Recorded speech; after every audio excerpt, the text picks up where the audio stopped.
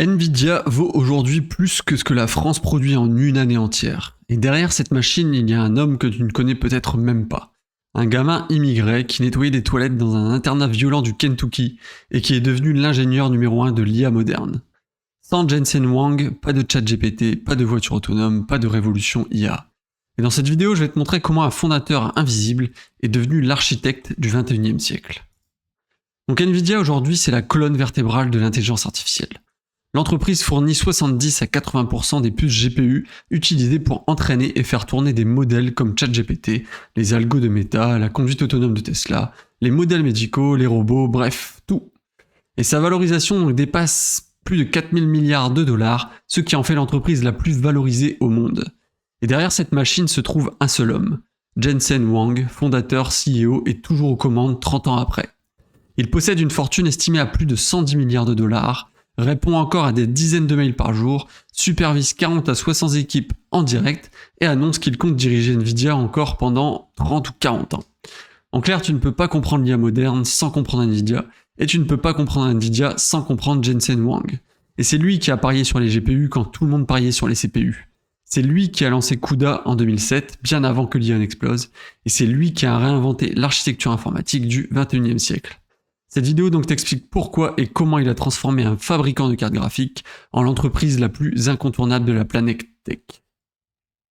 Donc Jensen Huang n'est pas né dans la Silicon Valley, il est né à Taïwan, a grandi en Thaïlande, puis ses parents l'ont envoyé aux États-Unis quand il avait seulement 9 ans, dans un internat dont il ne connaissait absolument pas la réputation. Et cet internat, donc l'Oneida Baptist Institute, c'était tout sauf une école normale. Il y avait des gamins armés de couteaux, des insultes racistes quotidiennes, des heures de travail forcé, nettoyer les toilettes, balayer les couloirs, frotter les sols.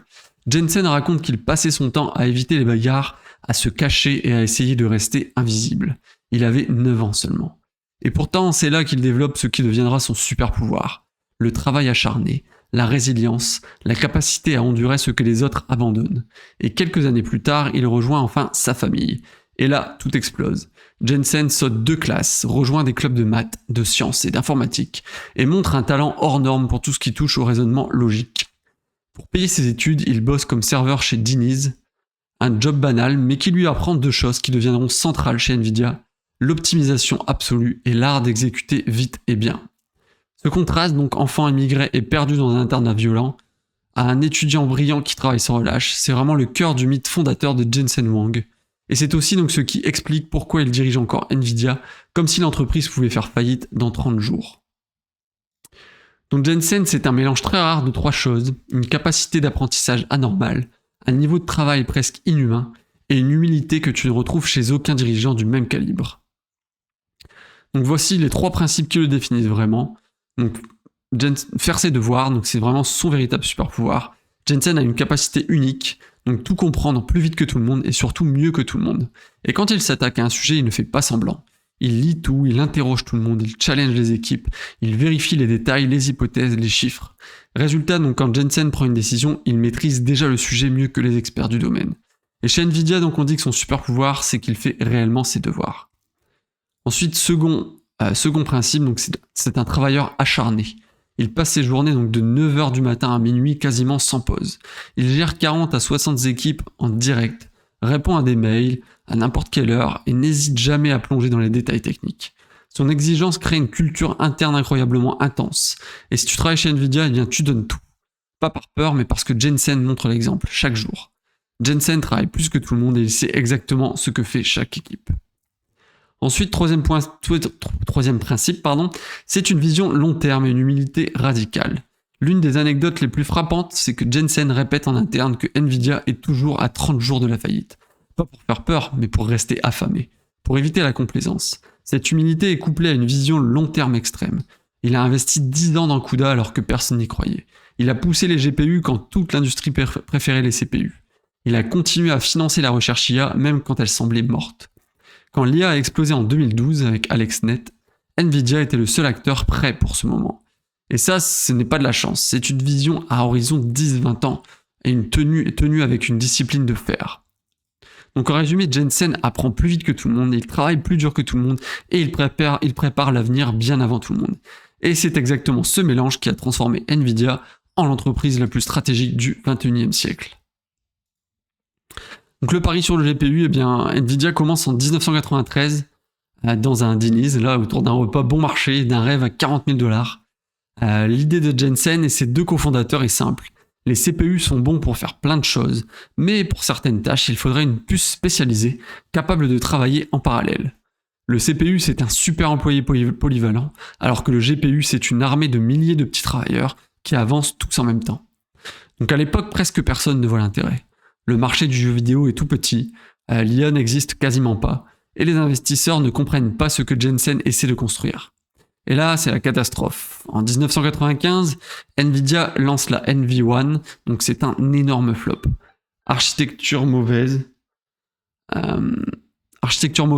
choix technologique bancal, partenariat raté avec Sega. Nvidia est au bord de la faillite. Jensen doit prendre la décision la plus dure de sa vie. Licencier une grande partie de l'équipe et tout miser sur un nouveau pari. Ce pari, c'est la Riva 128. Une puce plus simple, plus efficace, avec un design repensé de zéro. Et cette fois, c'est un succès. L'industrie comprend enfin que les GPU ne sont pas un gadget, mais une vraie catégorie de processeurs. Et ce succès donc donne naissance à la révolution. En 1999, Nvidia sort la GeForce 256, le premier GPU moderne. Une puce tellement en avance qu'elle redéfinit complètement les standards de performance visuelle. Mais surtout, cette architecture orientée parallélisme devient quelques années plus tard la base de tout ce qui rend l'intelligence artificielle possible. Le CPU était le cerveau rationnel, le GPU est devenu le muscle de toute l'informatique moderne. Nvidia a gagné parce que Jensen a osé quitter la route principale et miser tout son avenir sur un chemin que personne ne trouvait sérieux. Et c'est ce pari-là, donc le pari sur le parallélisme, qui a fait de Nvidia un titan mondial. Et aujourd'hui, donc Nvidia n'est pas seulement un fabricant de cartes graphiques, c'est l'infrastructure centrale de l'intelligence artificielle mondiale. Donc voici les 5 piliers qui expliquent l'étendue de sa domination. Donc le premier, c'est une domination totale du GPU pour l'intelligence artificielle, avec plus de 70% du marché, puisque toutes les grandes intelligences artificielles tournent sur des GPU Nvidia. ChatGPT, Meta, Tesla, Google, Amazon, OpenAI. Dans la course mondiale à l'IA, Nvidia fournit donc plus de 60% des puces utilisées. Donc aujourd'hui, tu ne peux pas entraîner un modèle d'IA moderne sans toucher Nvidia. Ensuite, il y a une croissance boursière donc jamais vue avec plus de 25 000% en 10 ans.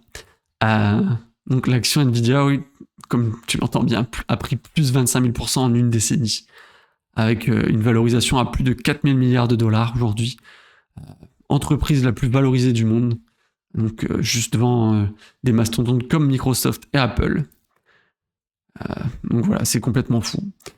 Le troisième pilier, eh bien, c'est DGX avec les supercalculateurs donc, qui alimentent l'IA mondiale. Donc le DGX est devenu la pioche et la pelle de la ruée vers l'or de l'IA.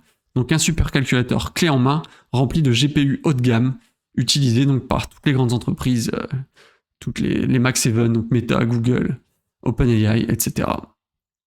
Et le DGX-1 livré à OpenAI en 2016, ça date déjà maintenant, a déclenché un véritable standard. Ensuite, donc le quatrième pilier, c'est CUDA, son arme secrète. Donc en 2007, Nvidia a lancé CUDA, un langage qui permet de programmer les GPU beaucoup plus facilement. Cette décision, donc ignorée et critiquée à l'époque, qui est devenue le verrou stratégique absolu. CUDA, c'est un langage, des librairies, des milliers d'outils autour, donc toutes les IA modernes utilisent CUDA. Et migrer vers un concurrent coûterait des milliards aux entreprises. Et enfin, le cinquième et dernier pilier, eh bien, c'est un écosystème complet, impossible à rattraper. Nvidia ne vend plus seulement du matériel, mais ils vendent vraiment un système complet. Du hardware, des GPU, DGX, Grace Hopper, NVLink, etc. Et du software avec CUDA, plus les différentes librairies de CUDA. Des frameworks intégrés dans PyTorch, TensorFlow, etc. De l'IA et robotique, donc avec Omniverse et Cosmos. Maintenant également du réseau avec l'acquisition stratégique de Mellanox pour maîtriser l'interconnexion. Résultat, donc Nvidia il contrôle vraiment toute la chaîne de valeur de l'IA, du silicium au cloud, en passant par les librairies logicielles. Donc Nvidia n'est pas une simple entreprise, c'est vraiment un système technologique complet, verrouillé, intégré, et devenu absolument indispensable à l'IA moderne. Et donc tu veux comprendre l'avenir, eh bien tu dois comprendre Nvidia. Maintenant, on va voir les moments où Nvidia aurait pu mourir, parce que tout n'a pas toujours été rose pour Nvidia. On a tendance à voir Nvidia vraiment comme une machine parfaite aujourd'hui, puisque Ces dernières années, l'entreprise a explosé. Mais l'histoire réelle, c'est vraiment une succession de crises qui auraient pu tout arrêter, et plusieurs fois. Et la première crise, donc, comme je l'ai rapidement abordé précédemment, donc c'est en 1995, avec l'échec de la NV1 qui a failli tuer Nvidia. Donc cette première puce a été un désastre total, mauvais choix technologique, incompatibilité avec les jeux PC du moment, partenariat stratégique raté avec Sega, une puce trop chère, mal positionnée. Résultat, eh bien, Nvidia s'est retrouvé à 30 jours de la faillite. Jensen a dû licencier plus de la moitié de l'entreprise, donc de 100 employés à 40 seulement. Et c'est aussi là que naît le mantra qui habite encore Nvidia aujourd'hui. Nous sommes à 30 jours de fermer l'entreprise. Et c'est ce feu permanent donc, qui est devenu la culture, qui est devenu vraiment la culture interne de l'entreprise. La deuxième crise, eh bien, c'est l'acquisition d'ARM en 2022. Cette tentative d'expansion qui s'est retournée contre eux, puisqu'en 2022, donc Jensen tente un coup monumental, c'est acheter ARM pour 66 milliards de dollars. Objectif, donc contrôler l'architecture CPU utilisée par 95% des smartphones du monde. Donc si le deal passait, Nvidia devenait instantanément l'entreprise la plus puissante de la tech. Mais les régulateurs américains, européens et chinois ont bloqué d'une seule voie l'opération, par peur d'un monopole total. Puis ensuite, ça a été la panique chez Apple, Qualcomm, Samsung, etc., qui ont vu Nvidia comme un danger existentiel.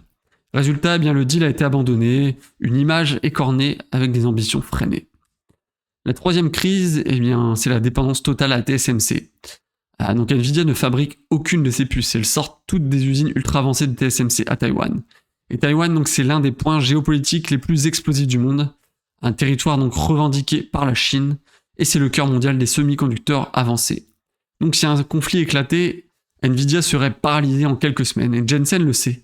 Et leur plus grande fragilité n'est pas technologique, mais plutôt géopolitique. Ensuite, le quatrième point de crise, c'est la culture interne, puisque bon, Nvidia vise l'excellence, mais ça peut aussi provoquer beaucoup de pression toxique.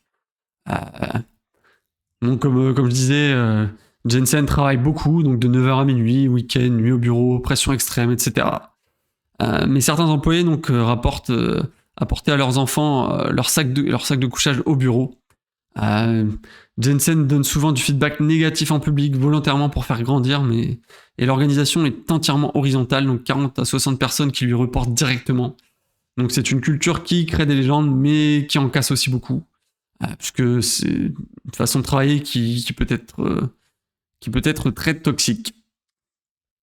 Donc voilà, pour résumer, donc Nvidia a failli mourir au moins 2 fois. Donc là, si on reprend les différents points que j'ai abordés juste avant, donc les deux principales crises qui auraient pu faire couler Nvidia sont en 1995 la puce donc NV1 qui a fait un gros flop, et en 2022 donc le rachat de ARM qui a échoué. Après, on peut également parler des risques géopolitiques et la culture interne sous tension, mais bon, ça c'est un problème différent qu'un problème purement financier.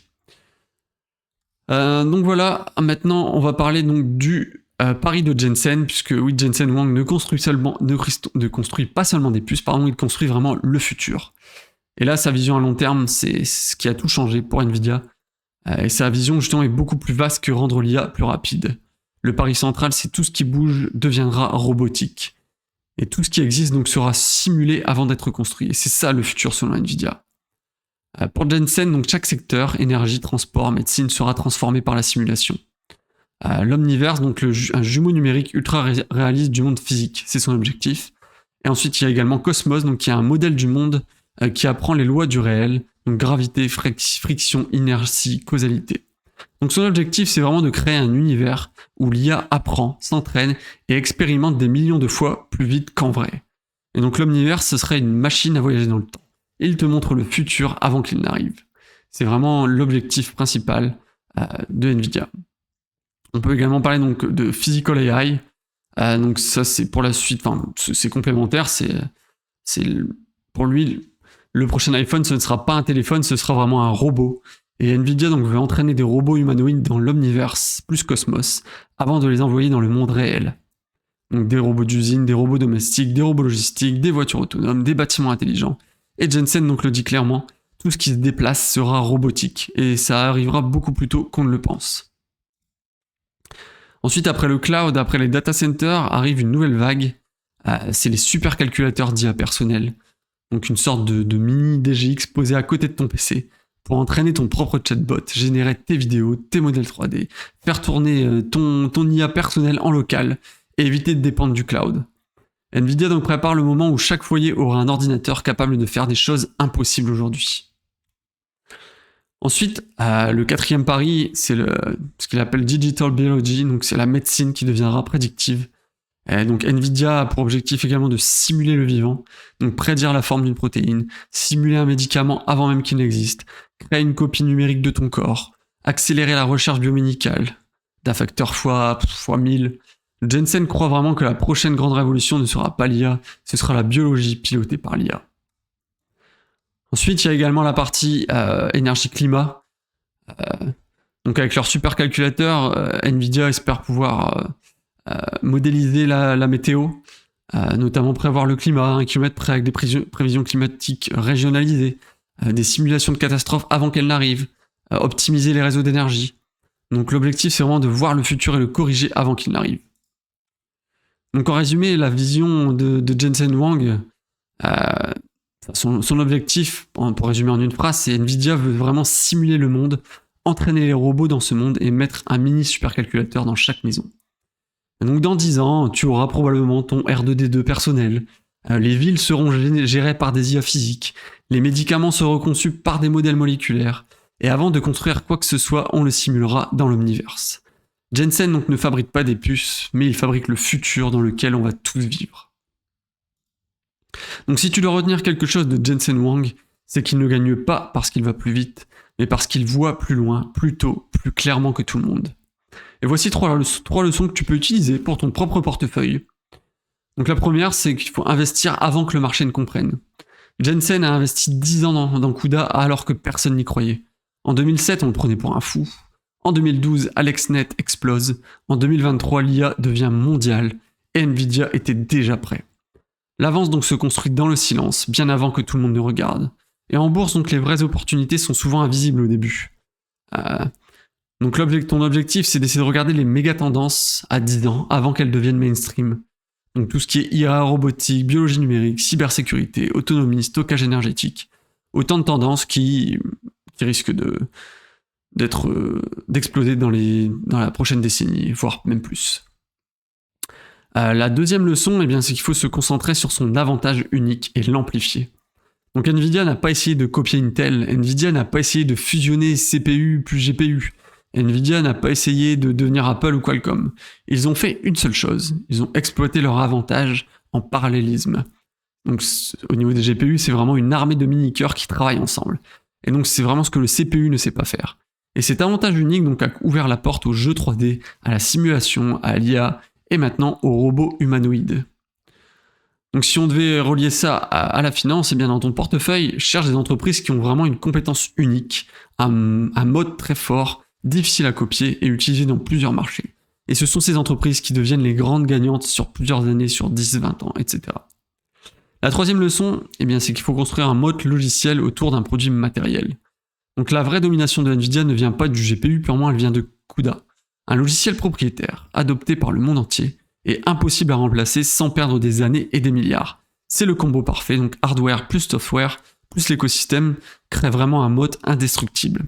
Et c'est exactement ce que Jensen a construit pendant 15 ans. Donc, de ton côté, au niveau financier, si on devait appliquer ce principe, l'objectif c'est vraiment de chercher des entreprises où le logiciel renforce le matériel renforce le logiciel, et où l'utilisateur devient naturellement verrouillé dans l'écosystème. Donc là, on peut prendre les exemples d'ASML, ou encore de Apple, Tesla, Amazon, par exemple. En bref, donc, l'objectif, c'est vraiment d'anticiper les tendances plutôt que de les suivre, de miser sur les entreprises qui ont un avantage clair, unique et visible dans leurs produits, et de privilégier les écosystèmes difficiles à quitter. Ce sont eux qui génèrent les rendements composés. Et Jensen a appliqué ces 3 règles et il a construit une entreprise devenue indispensable à tout le XXIe siècle et même au futur. Donc pour conclure, voilà comment un gamin immigré, passé par un internat violent du Kentucky, est devenu le fondateur de Nvidia et aujourd'hui l'un des titans de l'IA moderne. Une entreprise donc qui alimente ChatGPT, Tesla, Meta, Google et toute la révolution technologique du XXIe siècle. Donc dis-moi en commentaire quel CEO ou quelle entreprise tu veux que j'analyse ensuite.